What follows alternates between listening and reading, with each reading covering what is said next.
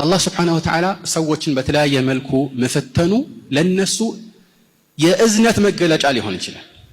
በላ ራሱ ረሕማ ይሆናል። ግልጽ ነው። እንዴት ከተባለ ይህ ብዙ መገለጫዎች አሉ። አንደኛ ለምሳሌ አላህ ችግር የሚያጋጥማቸውን ሰዎች ወንጀላቸውን ይምርላቸዋል።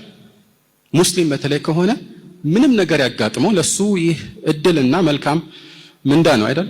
عجبا لأمر المؤمن إن أمره كله له خير وليس ذلك إلا للمؤمن إن أصابته سراء شكر فكان خيرا له وإن أصابته ضراء صبر فكان خيرا له مؤمن እጅግ የሚደንቅ ነው ጉዳዩ ይላሉ መልእክተኛ። የሙእሚን ነገር ጉዳዩ ሁሉ የሚደንቅ ነው።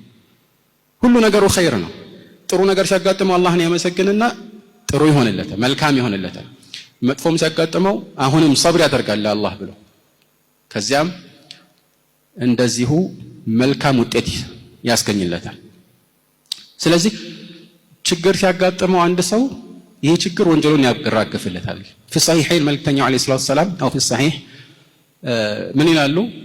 ما يصيب المسلم من نصب ولا وصب ولا غم ولا أذى ولا هم حتى الشوكة يشاكها إلا كفر الله بها من خطاياه ማንኛውም ሙስሊምን የሚያጋጥመው ድካምም ይሁን በሽታ ወይም ህመምም ይሁን ሐሳብም ይሁን ሐሳቡ ደግሞ ሁለት አይነት ነው። አንደኛው ስለ ወደፊቱ በስጋት መጨነቁ ሊሆን ይችላል፣ ወይ ደግሞ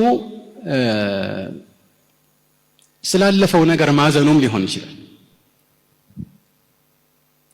ማንኛውም ችግርም ቢያጋጥሙ በሰው አማካኝነትም ይሁን በተፈጥሮ አደጋም ይሁን ትናንሽ የሚባሉ ቅንጥብጣቢ ችግሮችም ይሁን ሌላው ቀርቶ በመንገድ ሲሄድ እግሩን የሚወጋው እሾክም ቢሆን አሉ መልእክተኛው አለይሂ ሰላቱ ሰላም ሁሌም ቢሆን ከወንጀሉ የሆነ ያህልን ሳያራግፍለት አይተወውም አሉ።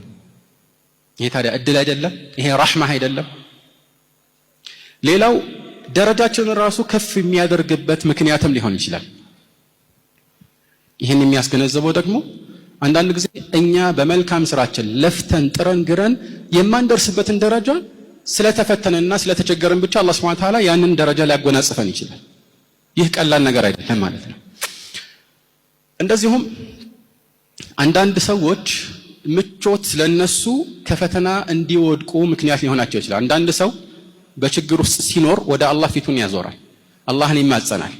فأخذناهم بالبأساء والضراء لعلهم يتضرعون فلولا إذ جاءهم بأسنا تضرعوا ولكن قست قلوبهم ሰዎች እኮ ችግርና መከራ የሚፈራረቅባቸው ወደ አላህ ራሳቸውን አስተናንሰው ተውበት አድርገው እሱን ከዚህ ችግር እንዲያወጣቸው እንዲማጸኑት ነበር። ይህ ወደ አላህ እንዲቃረቡ ምክንያት ይሆንላቸዋል። በተቃራኒው ግን አንዳንድ ሰው ምቾት ሲያገኝ ይህን ሁሉ ይረሳል። ወለው በሰጠ الله الرزق لعباده لبغوا في الأرض ولكن ينزل بقدر ما يشاء አላህ Subhanahu Wa Ta'ala ሪዝቅን ወይም ሲሳይን ለሁሉም ሰው ቢዘረጋው ኖሮ በምድር ላይ ድንበር ያልፉ ነበር ይላል። ስለዚህ ጥበብ አለው አላህ Subhanahu Wa Ta'ala።